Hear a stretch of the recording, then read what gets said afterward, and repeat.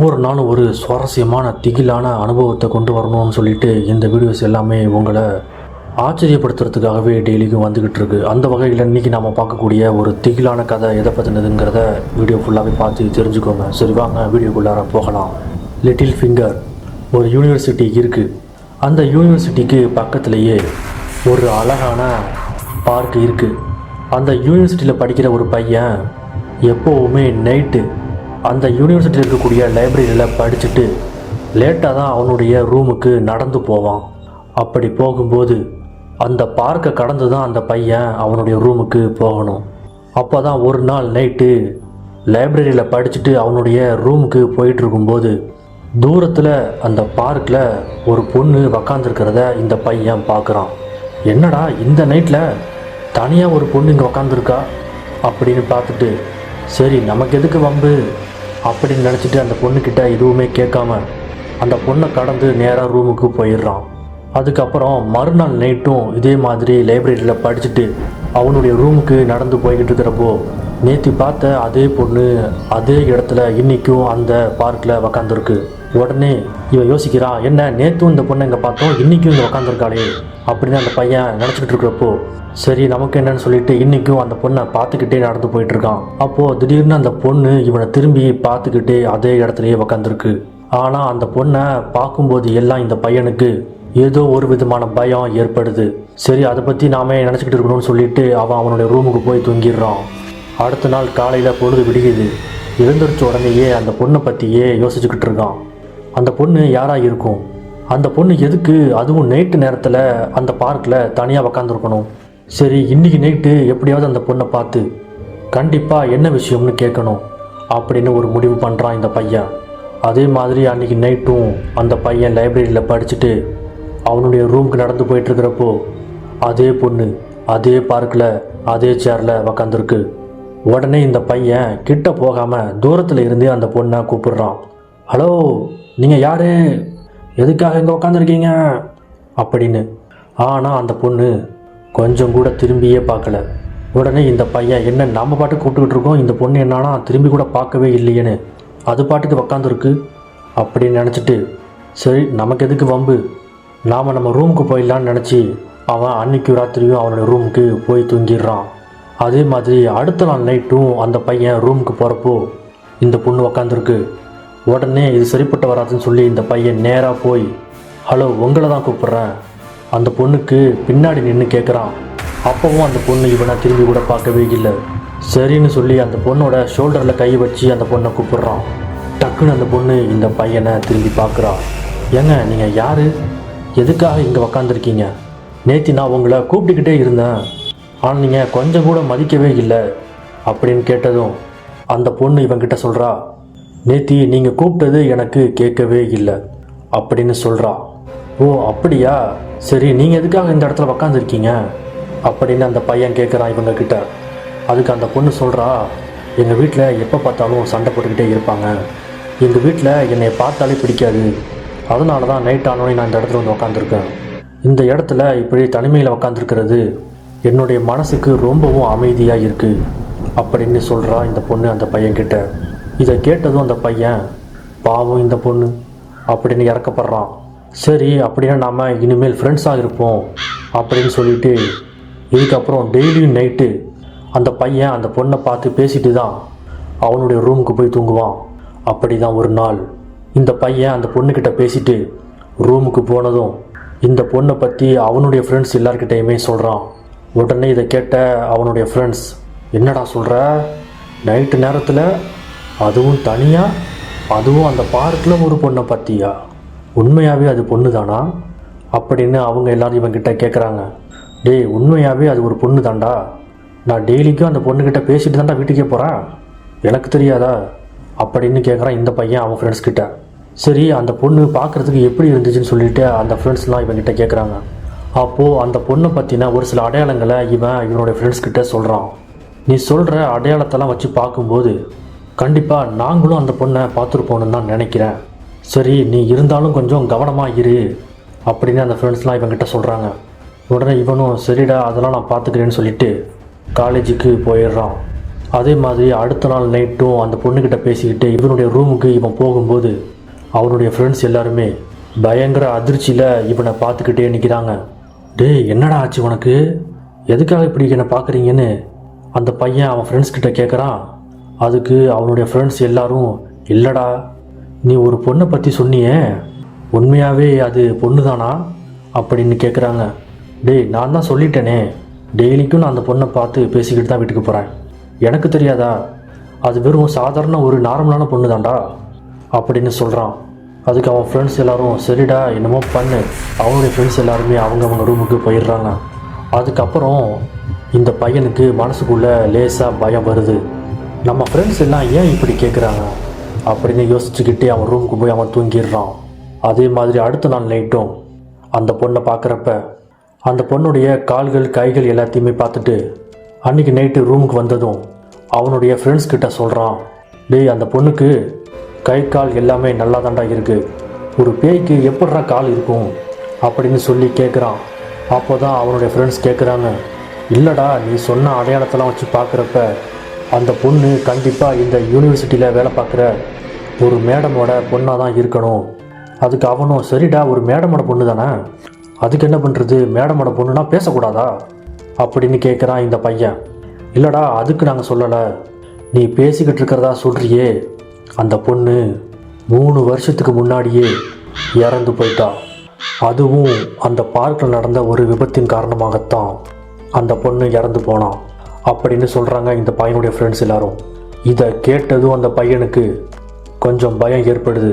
சரிடா நீங்கள் யாருமே அந்த பொண்ணை பார்க்கவே இல்லை, அப்புறம் எப்படி நீங்கள் அவள் செத்து போன நம்ம மேமோடைய பொண்ணு தான் அப்படின்னு சொல்கிறீங்க அப்படின்னு கேட்குறான் இந்த பையன்.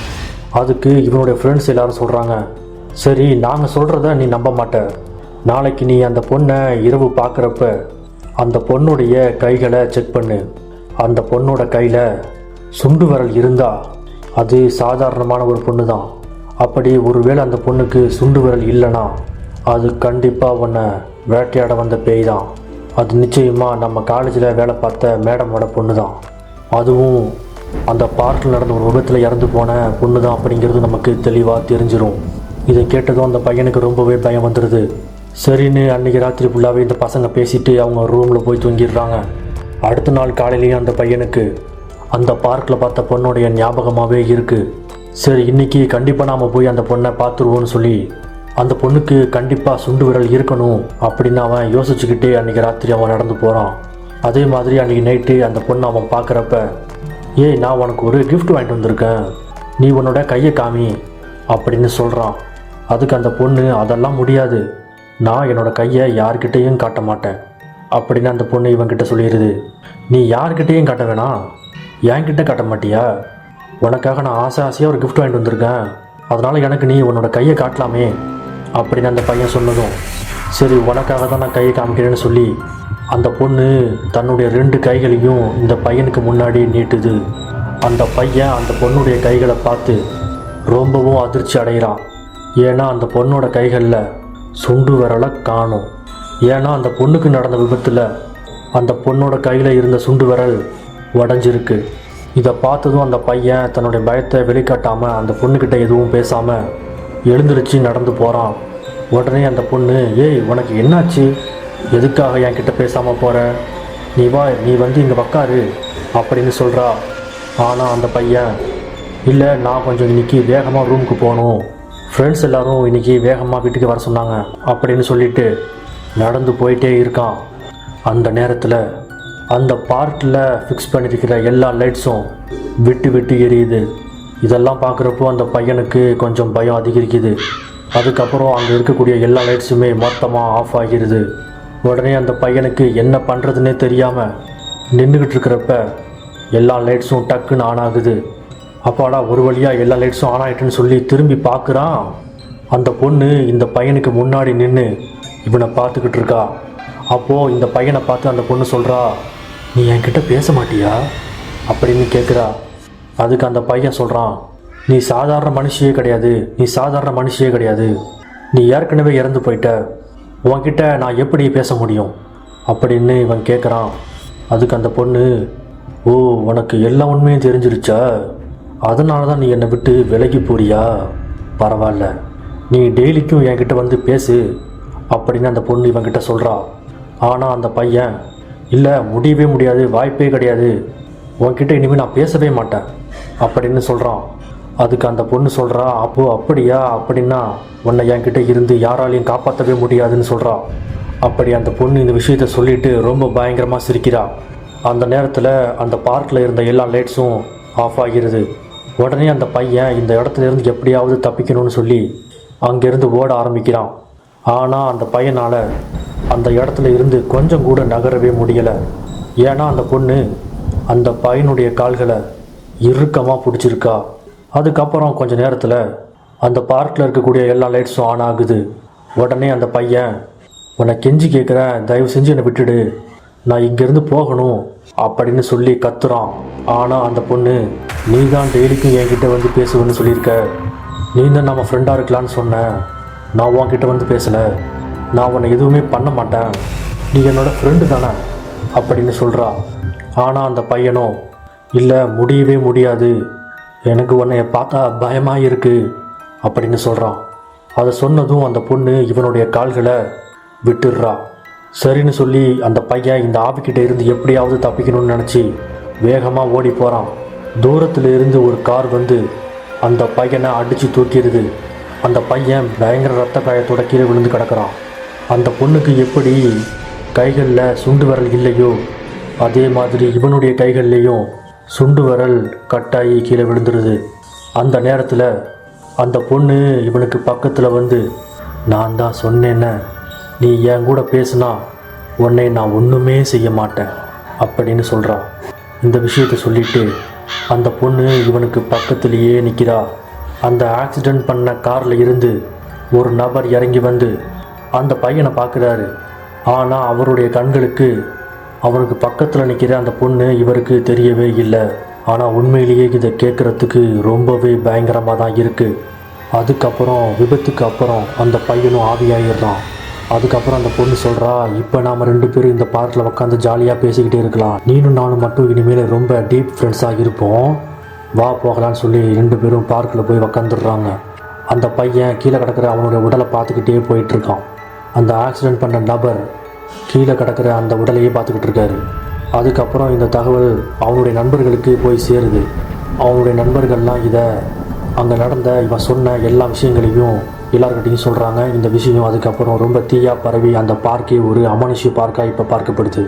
ஒருவேளை இந்த பையன் பயப்படாமல் அந்த பொண்ணுக்கிட்ட நான் உங்களோட ஃப்ரெண்ட்ஸாக இருக்கேன்னு சொல்லியிருந்தான்னா இவனோட உயிர் போயிருந்திருக்காதோ என்னமோ. சரி வாங்க அடுத்த கதைக்கு போகலாம். தி லெட்டர். ஒரு காதலர்கள் இருக்காங்க. அவங்க 2 பேருமே ஒரே காலேஜில் தான் படிக்கிறாங்க. அப்போது ஒரு நாள் அவங்க காலேஜில் ஸ்டடி ஹாலிடேஸ் விடுறாங்க.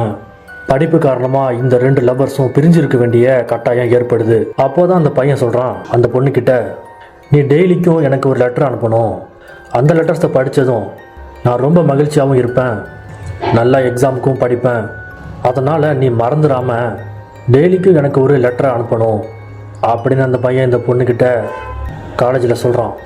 அதுக்கு அந்த பொண்ணும், சரி லெட்ரு தானே, கண்டிப்பாக நீ லெட்டரை எதிர்பார்த்து உங்கள் வீட்டில் நீ காத்திருக்கலாம், நிச்சயமாக உனக்கு டெய்லிக்கும் நான் லெட்டர் அனுப்புகிறேன், இந்த ஸ்டடி ஹாலிடே சீக்கிரமாக முடிஞ்சிடணும்னு சொல்லிவிட்டு 2 பேருமே அவங்கவுங்க வீட்டுக்கு போயிடுறாங்க. அந்த ஸ்டடி ஹாலிடேஸில் டெய்லிக்கும் அந்த பையனுக்கு ஒரு லெட்டராக அந்த பொண்ணு அனுப்பிக்கிட்டே இருக்கா. கடைசியில் அந்த ஸ்டடி ஹாலிடேஸ் முடிகிறதுக்கு 2 நாளைக்கு முன்னாடி அந்த பொண்ணு லெட்டர் அனுப்புகிறா. அந்த லெட்டரில் என்ன எழுதியிருக்கான்னு பார்த்தீங்கன்னா, இன்னும் 2 நாள் தான் இருக்குது நம்ம 2 பேரும் மீட் பண்ணிக்கிறதுக்கு, நான் உன்னை பார்க்க போகிறேங்கிறத நினச்சா ரொம்பவும் ஹாப்பியாக இருக்கேன், அதனால் நீ நல்லா படி அப்படின்னு சொல்லி அந்த பொண்ணு அந்த லெட்டரில் எழுதி இவனுக்கு அனுப்பியிருக்கா. அந்த லெட்டரை படித்ததும் இந்த பையனுக்கு தலைகால் புரியல, ரொம்பவே ஹாப்பியாக அவனுடைய புஸ்தகத்தை எடுத்து எக்ஸாமுக்கு படிக்க ஆரம்பிச்சிடுறான். அதே மாதிரியே அந்த ஸ்டடி ஹாலிடேஸும் ஒரு வழியாக முடிவடைஞ்சிருது. எல்லாருமே எக்ஸாம் ஹாலுக்கு போயிடுறாங்க. ஒரு வழியாக எல்லோரும் எக்ஸாமையும் முடிச்சுட்டு வெளியே வந்ததுக்கு அப்புறமா இந்த பையன் அவனுடைய லவ்வருக்காக ரொம்ப நேரமாக வெயிட் பண்ணிக்கிட்டே இருக்கான். இல்லைனா எக்ஸாம் முடிஞ்சு எல்லோரும் வெளில வந்துட்டாங்க, நம்மளால் இன்னும் காணுமேன்னு சொல்லி ரொம்ப நேரம் காத்துக்கிட்டே இருக்கிறப்போ நேரம் ரொம்ப நேரம் போய்கிட்டே இருந்துச்சு. அந்த பொண்ணு வரவே இல்லை. அதனால் அந்த பையன் அந்த பொண்ணு கூட படிக்கிற இன்னொரு பொண்ணுக்கிட்ட போய் அந்த பொண்ணை பற்றி கேட்குறான். உன்னோட ஃப்ரெண்டு எங்கே, அவளுக்காக நான் இங்கே இவ்வளோ நேரம் காத்துக்கிட்டு இருக்கேன், என்னை வர சொல்லிட்டு இவ்வளோ நேரம் அவன் வராமல் இருக்கா அப்படின்னு கேட்குறான். அதுக்கு அந்த பொண்ணு சொல்கிறா, உனக்கு விஷயமே தெரியாதா அப்படின்னு. அதுக்கு அந்த பையன், என்ன நான் உன் ஃப்ரெண்டு எங்கன்னு கேட்டுட்டு இருந்தால் நீ வேற என்னமோ பேசிக்கிட்டு இருக்க அப்படின்னு கேட்குறான். அதுக்கு அந்த பொண்ணு சொல்கிறா, உன்னுடைய லவ்வர் இறந்து 4 நாள் ஆச்சு, அது கூட உனக்கு தெரியாமல் போச்சு அப்படின்னு கேட்குறா. உடனே அந்த பையன், நீ தெரியாமல் பேசுகிறேன்னு நினைக்கிறேன், அவள் நேற்று கூட எனக்கு லெட்டர் அனுப்புனா, அப்புறம் எப்படி அவள் இறந்துருக்க முடியும் அப்படின்னு கேட்குறான். ஆனால் அந்த பொண்ணு திரும்பவும் சொல்கிறா, அவங்க வீட்டில் ஏதோ ஒரு பிரச்சனை காரணமாக அந்த பொண்ணு சூசைட் பண்ணி இறந்து போயிட்டா, அவள் இறந்து 4 நாள் ஆகுது அப்படின்னு சொன்னதும் இந்த பையனுக்கு அந்த பொண்ணு சொல்கிறத சுத்தமாக நம்பவே முடியல. இல்லை, நீ பொய் சொல்கிற, உனக்கு நல்லா தெரியுமா, நீ வேறு யாரோயோ நான் கேட்குறேன்னு நினச்சிக்கிட்டு தப்பாக சொல்கிறேன்னு நினைக்கிறேன். இவன் திரும்ப திரும்ப அந்த பொண்ணுக்கிட்ட கேட்குறான். அப்போ தான் அந்த பொண்ணு ஒரு விஷயத்த சொல்கிறா, நான் சொல்கிறத நீ நம்ப மாட்டேங்கிற, இல்லை சரி வா நாம் நேராக அவங்களுடைய வீட்டுக்கே போகலாம் அப்படின்னு சொல்லி அந்த பையனை கூட்டிகிட்டு அந்த பொண்ணோட வீட்டுக்கே போகிறா. அந்த பொண்ணோட வீட்டுக்கு போனதும் இவனுடைய லவ்வர் ஃபோட்டோவுக்கு முன்னாடி பூக்கள் எல்லாத்தையுமே வச்சு அந்த பொண்ணுடைய அம்மா அப்பா அழுதுகிட்டு இருக்காங்க. இதை பார்த்ததும் அந்த பையனுக்கு என்ன செய்கிறதுன்னே தெரியாமல் பயந்து போய் நிற்கிறான்.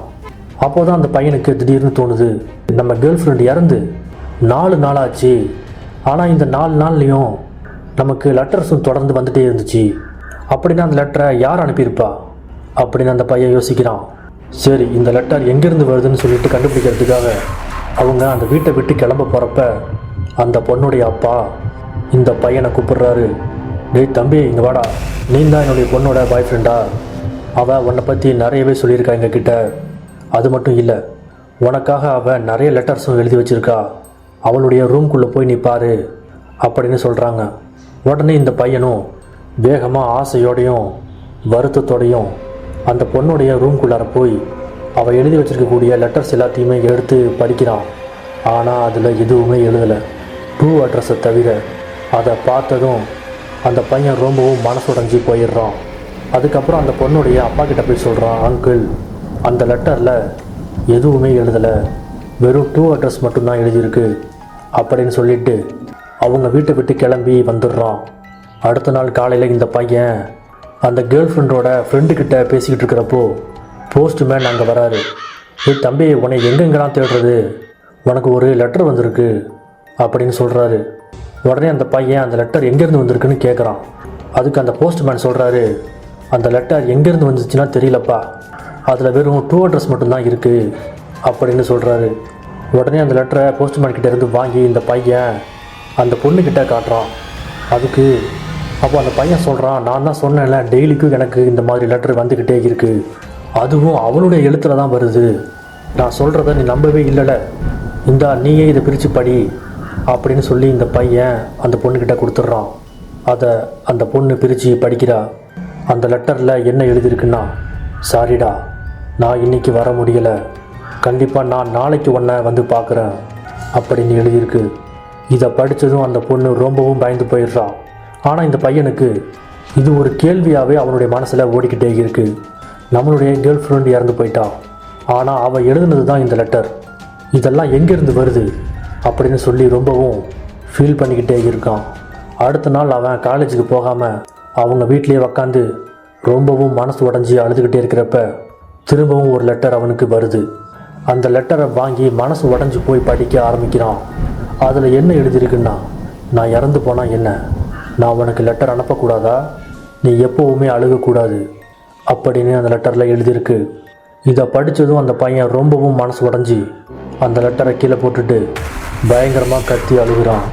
அந்த நேரத்தில் அந்த லெட்டரில் அவனுடைய கேர்ள் ஃப்ரெண்டோட முகம் வந்து போகுது. உடனே அந்த லெட்டரை எடுத்து அந்த பையன் அதை கட்டி பிடிச்சி பயங்கரமாக அழுகுறான். உண்மையாகவே இந்த கதை ரொம்ப த்ரில்லிங்காக தான் இருக்குது. எனக்கு என்னமோ இந்த லெட்டரை அந்த கேர்ள் ஃப்ரெண்டோட ஃப்ரெண்ட் அனுப்பியிருக்கிறதுக்கான வாய்ப்பு நிறையவே இருக்கிறதுக்குன்னு நான் நினைக்கிறேன். காவலான் படம் மாதிரியும் இருக்கலாம், யாருக்கு தெரியும். சில சம்பவங்களை நம்மளால் விவரித்து தெளிவாக சொல்லவே முடியாது. அந்த வகையில் இந்த கதை ரொம்பவும் ஆச்சரியத்தையும் பயத்தையும் நமக்குள்ளே ஏற்படுத்துது.